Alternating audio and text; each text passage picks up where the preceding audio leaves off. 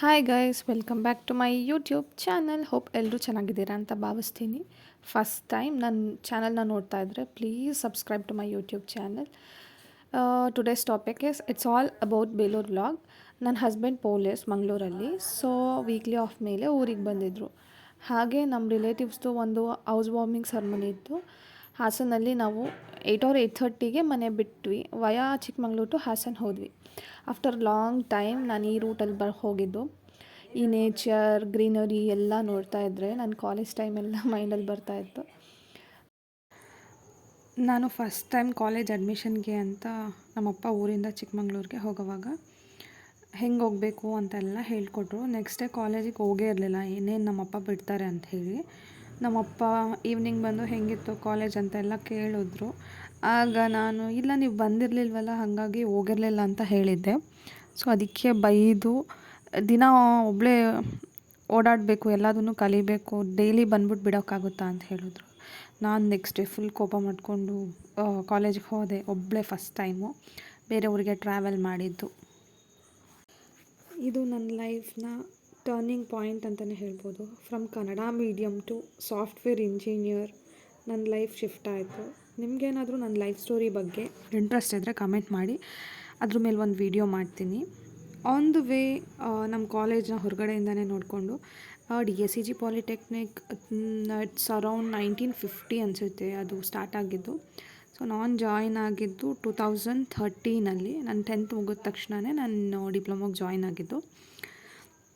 From in 3 years diploma complete ಮಾಡಿದೆ till 2013 to 2016. 2016 passed out. So from 2016 to 2025 ತುಂಬಾ changes ಆಗಿದೆ. ಮೊದಲೇ ತುಂಬ ಜನ ಫ್ರೆಂಡ್ಸ್ ಇದ್ದರು.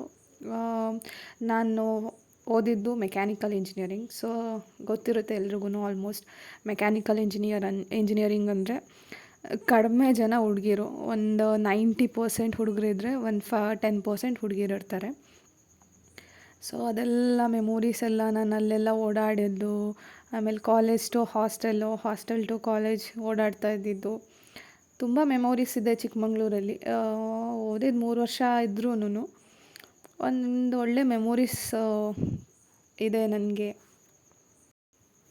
ನನ್ನ ಮಗನಿಗೆ ಎಸ್ಟರ್ಡೇ ನೈಟು ಏನೋ ಸಡನ್ನಾಗಿ ಫುಲ್ ಫೀವರ್ ಬಂದಿತ್ತು. ಸೊ ಇವತ್ತು ಬೇರೆ ಒಂದು ಗೃಹ ಪ್ರವೇಶಕ್ಕೆ ಹೋಗಬೇಕಿತ್ತು ಅಂತ ಮೊದಲೇ ಹೇಳಿದೆ ಅಲ್ವಾ. ಸೊ ಅವ್ನು ಈಗ ಆಲ್ರೆಡಿ ಹೊರಡೋಕ್ಕೆ ಅಂತ ಹೇಳಿ ನನ್ನ ಹಸ್ಬೆಂಡು ಊರಿಂದ ಬಂದಿದ್ದರು. ಸೊ ಮಿಸ್ ಮಾಡೋದು ಬೇಡ ಅಂತ ಹೇಳಿ ನನ್ನ ಮಗನೂ ಕರ್ಕೊಂಡು ಮೆಡಿಸನ್ಸ್ ಎಲ್ಲ ತೊಗೊಂಡು ಹೊರಟ್ವಿ.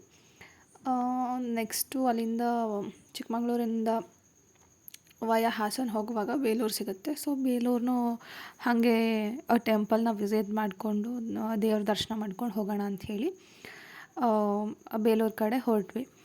ಸೊ ಬೇಲೂರು ಕಡೆ ಹೊರಡುವಾಗ ನಾನು ಹಾಗೆ ಟೆಂಪಲ್ ವಿಸಿಟ್ ಮಾಡೋಣ, ತುಂಬ ದಿನ ಆಗಿದೆ ಅಂತ ಹೇಳಿ.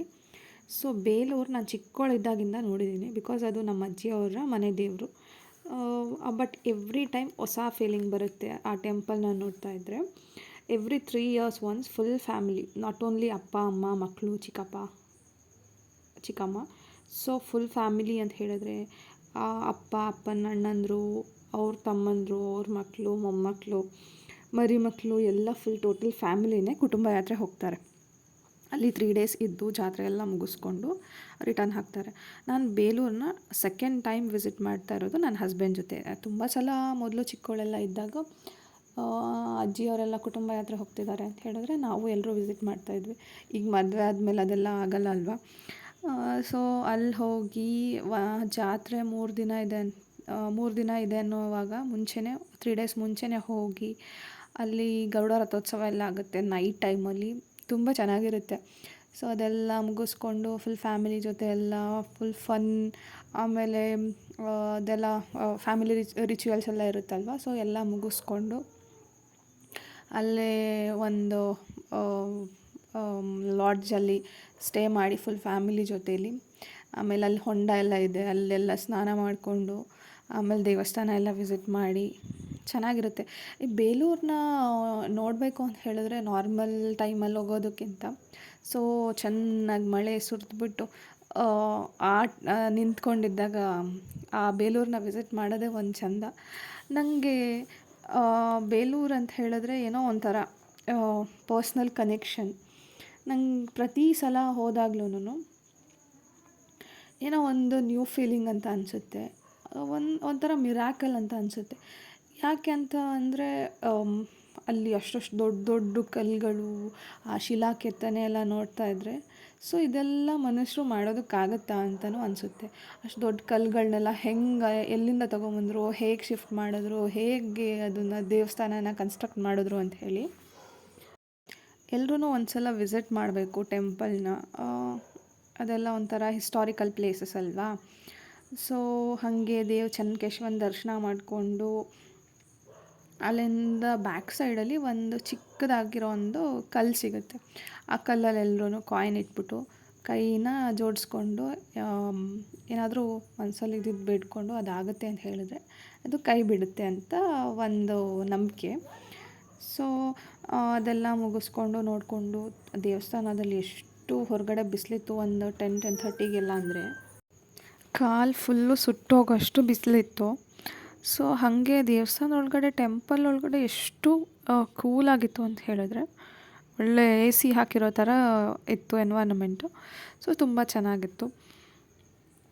ಸೊ ಅಲ್ಲಿಂದ ಹೊರಗಡೆ ಬಂದ್ವಿ, ತುಂಬ ಬಿಸಿಲಿತ್ತು ಅಂತ ಹೇಳಿ. ನಾನು, ನನ್ನ ಹಸ್ಬೆಂಡ್ ಹಾಗೆ ನಮ್ಮ ಅತ್ತೆ, ನನ್ನ ಮಗ ಎಲ್ಲರೂ ಐಸ್ ಕ್ರೀಮ್ಸ್ ಎಲ್ಲ ತಿಂದ್ಕೊಂಡು ಆಮೇಲೆ ಸ್ವಲ್ಪ ತಗೊಂಡು ಅಲ್ಲಿಂದ ಹಾಸನ್ಗೆ ಹೊರಟ್ವಿ. ಅಲ್ಲಿ ಹಾಸನಿಗೆ ಹೋಗುವಾಗ ಹಾಸನ್ ರೀಚ್ ಆಗೋಕ್ಕೂ ಮೊದಲೇ ಅವ್ರದ್ದು ಮನೆ ಬರುತ್ತೆ. ಸೊ ಇಂಟೀರಿಯರ್ ಒಳಗಡೆ ಹೋಗಬೇಕಿತ್ತು. ಸೊ ನಾವು ಗೂಗಲ್ ಮ್ಯಾಪೆಲ್ಲ ಹಾಕ್ಕೊಂಡು ಹೋಗಿ ಹುಡ್ಕಿದ್ವಿ. ತುಂಬ ಒಂದು 2-3 ಸಲ ಹುಡ್ಕಿದ್ರೂ ಸಿಕ್ಕಿಲ್ಲ. ಆಮೇಲೆ ಅವ್ರ ಹತ್ರನೇ ಲೊಕೇಶನ್ ಶೇರ್ ಮಾಡಿಕೊಂಡು ಆಮೇಲೆ ಹೋಗಿ ಗೃಹ ಪ್ರವೇಶನೆಲ್ಲ ಮುಗಿಸ್ಕೊಂಡು ಹಾಗೆ ಗಿಫ್ಟ್ಸ್ ಎಲ್ಲ ಕೊಟ್ಬಿಟ್ಟು ಊಟ ಮುಗಿಸ್ಕೊಂಡು ಮತ್ತು ಹಾಗೆ ಟೌನ್ ಒಳಗಡೆ ಹೋದ್ವಿ. ಟೌನಲ್ಲಿ ಫುಲ್ ಟೌನ್ ಒಂದು ರೌಂಡ್ ಸುತ್ತಕೊಂಡು ಹಾಗೆ ಒಂದು ಸ್ವಲ್ಪ ಶಾಪಿಂಗ್ ಮಾಡೋದಿತ್ತು. ಸೊ ಹಾಗೆ ಒಂದು 2 ಡ್ರೆಸ್ಸಸ್ಸು ನಮ್ಮ ಅತ್ತೆ ಮತ್ತು ನಾನು ತೊಗೊಂಡ್ವಿ. ಸೊ ಅಲ್ಲಿಂದ ಬ್ಯಾಕ್ ಟು ಚಿಕ್ಕಮಂಗ್ಳೂರು. ಸೊ ಬರಬೇಕಾದ್ರೆ ಫುಲ್ ಮಳೆ, ಫುಲ್ ಅಷ್ಟೊಂದು ಬಿಸಿಲಿದ್ದು ಫುಲ್ ವೆದರ್ ಫುಲ್ ಚೇಂಜ್ ಆಗಿಬಿಟ್ಟು ಫುಲ್ ಮಳೆ ಅಂದರೆ ಮಳೆ ಸ್ಟಾರ್ಟ್ ಆಯಿತು.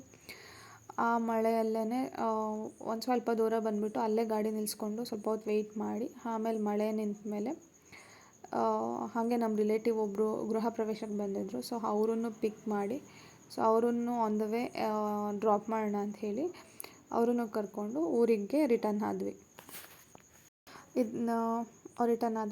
Thank you for watching. And one more thing, ನಿಮಗೇನಾದರೂ ವ್ಲಾಗ್ ಅಥವಾ ವಿಡಿಯೋ ಅವ್ರ ಎಡಿಟಿಂಗಲ್ಲಿ ಏನಾದರೂ ಮಿಸ್ಟೇಕ್ಸ್ ಇದ್ದರೆ ಅಥವಾ ನಾನು ಮಾತಾಡಿದ್ರಲ್ಲಿ ಏನಾದರೂ ಮಿಸ್ಟೇಕ್ಸ್ ಇದ್ದರೆ ಪ್ಲೀಸ್ ನನ್ನ ಫರ್ಗಿವ್ ಮಾಡಿ. ಸೊ ಎಂತಕ್ಕೆ ಅಂತ ಹೇಳಿದ್ರೆ ಇದು ನಾನು ಫಸ್ಟ್ ಟೈಮ್ ಮಾಡ್ತಾ ಇರೋದು videos and video editing, video ಮಾಡೋದು, ವ್ಲಾಗ್ಸ್ ಮಾಡೋದೆಲ್ಲ.